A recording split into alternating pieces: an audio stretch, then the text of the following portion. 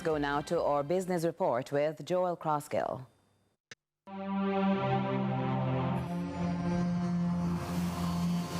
Lots to share with you in the business report today. Federal Reserve Chair Jerome Powell this afternoon made an announcement that may have caught many by surprise at its magnitude in lowering the key lending rate of the U.S. Central Bank. The 16th Fed Chair described the move as a recalibration of policy, while also hinting at additional cuts to come in the future.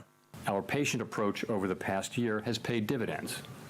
Inflation is now much closer to our objective, and we have gained greater confidence that inflation is moving sustainably toward 2%.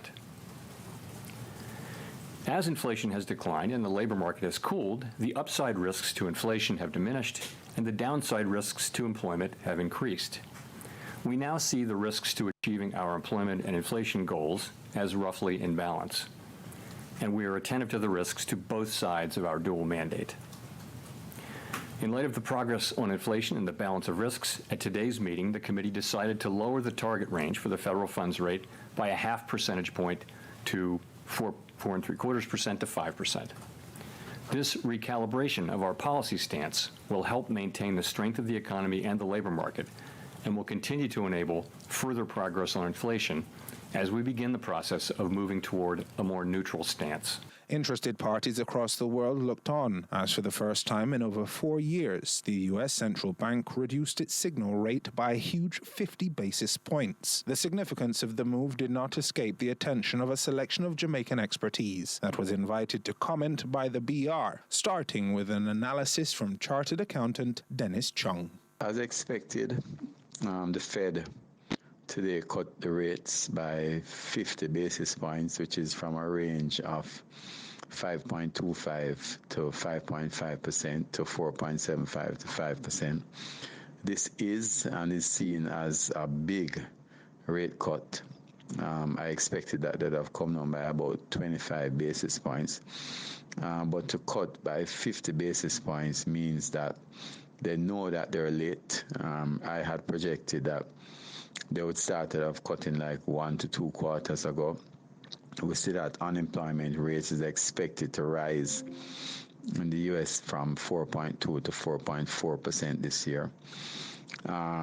So the 50 basis points cut by the Fed is indicating that there is some challenges in the economy on the horizon. Now that has implications for us certainly, because if unemployment goes up there, it could affect our tourism sector. It could affect our exports in terms of demand for the market there.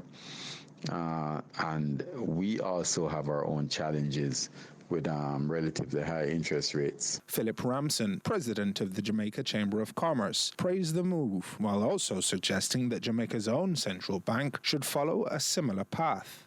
The Chamber of Commerce supports the reduction in the U.S. interest rates. We think it'll help support our U.S. consumers. It'll help with our tourism and our export, so we're in full support of it. We would encourage the Jamaican government to follow suit in short order. I think that the government, the economy, Jamaica's economy is not as strong as the U.S., and if the U.S. is cutting their rates, we need to follow in quick succession. So I think it's a good thing. I think it's a good thing for productivity, and I think that Jamaica should follow suit in short order. Chairman of the Economic Program Oversight Committee, Keith Duncan, also commented on the size of the cut, as well as the potential knock-on effects for Jamaica's economy. This is on the aggressive side, and it may signal that the U.S. economy has been slowing faster than they would like to see. This is a positive for Jamaica as the Bank of Jamaica looks to meet on September 30th to decide what is their decisions in relation to reduction interest rates that when the Monetary Policy Committee meets. As the Jamaican economy has slowed in Q1 to a 0.1% growth rate projected by the PIOJ, and for further slowdown in the Jamaican economy for the fiscal year 24-25, we believe that the central bank will probably need to be more on the aggressive side in reducing interest rates, maybe up to 50 basis points in line with the U.S. Federal Reserve. However, Dennis Chung, while hopeful of a similar reduction, was slightly more conservative in his expectations of how the BOJ may respond. We cut by 25 basis points the last time.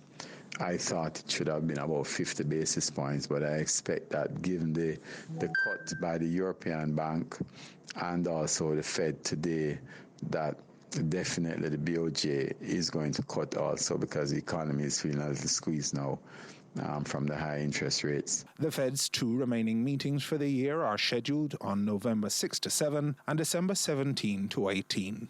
And that was your Business Report. I'm Joel Crossgill.